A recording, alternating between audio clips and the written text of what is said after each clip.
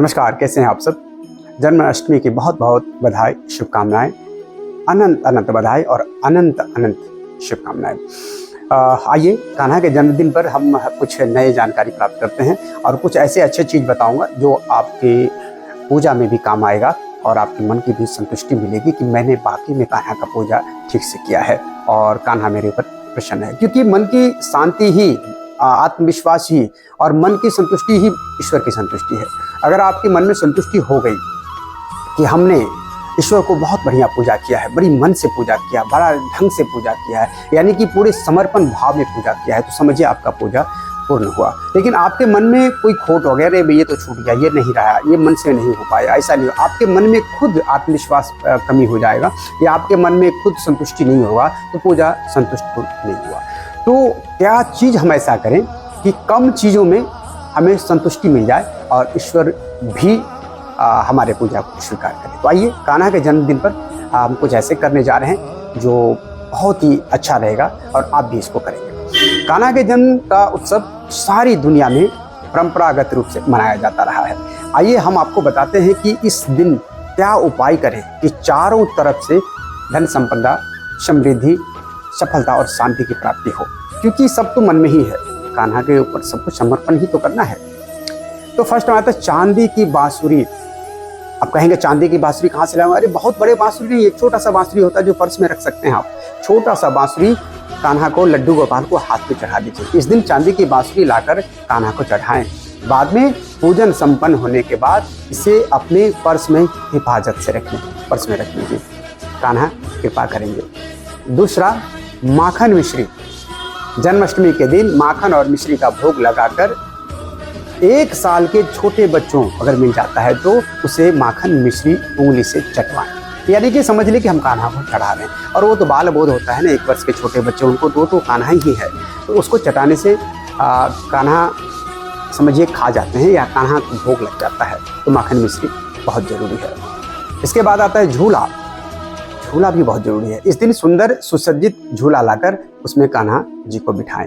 या आपके घर में कोई झूला छोटा सा है, हर बार तो रखे ही रहता है, उसको सजाएं, बढ़िया से फूल से डेकोरेशन करके बढ़िया से सजाएं और पूजा के उपरांत उसमें कान्हा जी को बैठाएं और उसको झुलाएं बढ़िया से कान्हा जी को, ताकि जैसे बच्चे झूला में झूलते हैं, ये समझिए कि हमारा कान्हा जी बहुत सुसज्जित ढंग से उस झूले में बैठें और उसको हम झुलाएं। उसके बाद राखी, जैसे राखी का त्यौहार गया है तो कान्हा जी तो आ रहे हैं, तो कान्हा जी और बलराम जी दोनों को राखी बांधें।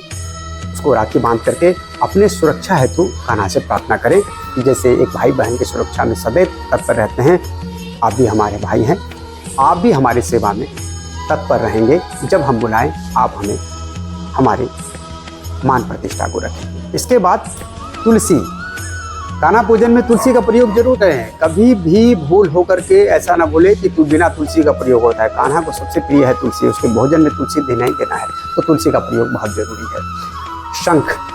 जन्माष्टमी पर भगवान शंख, जो भगवानी है वो दक्षिण मुखी शंख, भगवान कृष्ण का शंख में दूध डालकर अभिषेक करें। उससे तो पंचामृत अभिषेक होता है, दूध, दही, शक्कर, घी, चीनी, इसको डाल करके उसी शंख के माध्यम से आप उसको अभिषेक करेंगे तो कान्हा बहुत प्रसन्न होंगे। ये करना चाहिए। इसके बाद फल व अनाज। कृष्ण जन्माष्टमी के दिन धार्मिक स्थल पर जाकर फल और अनाज का दान करें। किसी मंदिर में जाकर के, किसी धार्मिक स्थल पर जाकर के अगर संभव है तो जाकर के कुछ फल और अनाज का आप दान कर सकते हैं, जिससे कान्हा प्रसन्न होते हैं। गाय और बछड़ा, आज के दिन ये भी बहुत महत्वपूर्ण है। इस दिन गाय बछड़े की नन्ही प्रतिमा लाने से घर में संतान संबंधी चिंताएं दूर होती हैं। दूध पीते हैं गाय का चित्र ले आए या गाय के एक छोटा सा प्रतिमा ले आए और कान्हा के साथ इनका भी पूजन हो जाए तो क्या मजे हैं, क्या बात है। तो फिर संतान संबंधी जिसको चिंताएं हैं, वो चिंताएं अगर अपना दूर करना चाहते हैं और कान्हा की विशेष कृपा प्राप्त करना चाहते हैं तो कल ये जन्माष्टमी के दिन गाय बछड़ा का एक प्रतिमा ले आए और उसको पूजन करें। मोरपंख, ये तो विशेष है। मोरपंख का बहुत कहानी है। अगर मोरपंख के आप जानेंगे मोरपंख के बारे में और कृष्णा क्यों मोरपंख रख रहे हैं, बहुत लंबी कहानी है और बहुत बढ़िया कहानी है। तो कृष्णा को सबसे प्रिय है मोरपंख, और मोरपंख कृष्ण को अत्यंत प्रिय इसलिए भी है क्योंकि वो देखने में भी कृष्ण की तरह है और उसके पीछे एक राज भी है, रहस्य भी है। अतः जन्माष्टमी पूजन में इसे जरूर चढ़ाएं। मोरपंख एक कृष्णा को जरूर अर्पण करें। और आता है फूल, आप कौन सा चढ़ाएंगे? पारिजात, हार श्रृंगार जिसको कहते हैं, अगर वो मिल जाए तो क्या मज़े है। पारिजात का फूल या शेफाली के फूल श्री कृष्ण को बहुत पसंद है। अपनी पूजन में इनका प्रयोग जरूर करें। ये कुछ बातें हैं जो मैंने आपको बताया, ये हमें करना चाहिए, और कुछ बातें भी मैं बता रहा हूँ जो हमें नहीं करना चाहिए, ये भी आपको जानना है। मैं आपको कृष्ण जन्माष्टमी के शुभ अवसर पर आपको 3 चीज क्या नहीं करना चाहिए, इसकी विशेष जानकारी आपको रखना चाहिए, और इसको आपको दूसरों को भी बताना चाहिए ताकि कुछ ऐसे चीज़ों से लोग बच जाए। सर्वप्रथम कि आप कृष्ण जन्माष्टमी से एक दिन पहले से ही आप सात्विक बन जाएं। मीट मछली इधर उधर को तो बिल्कुल ही सेवन न करें, और जो वैष्णव है वो भी लहसुन प्याज इत्यादि को त्याग दें एक दिन पहले से। खास करके कृष्ण पूजा दिन तो त्यागना ही चाहिए, बिल्कुल ही नहीं खाना चाहिए। अगर आप भोजन कर सकते, उपवास रख सकते हैं, बहुत बढ़िया। नहीं उपवास रख सकते तो भोजन करें, लेकिन सात्विक भोजन करें। और इस दिन पहला तो ये हो गया। दूसरा, इस दिन चावल भी नहीं बनाने का प्रावधान है। इसके पीछे कई लॉजिक है, लेकिन इसमें भी कुछ विवाद है।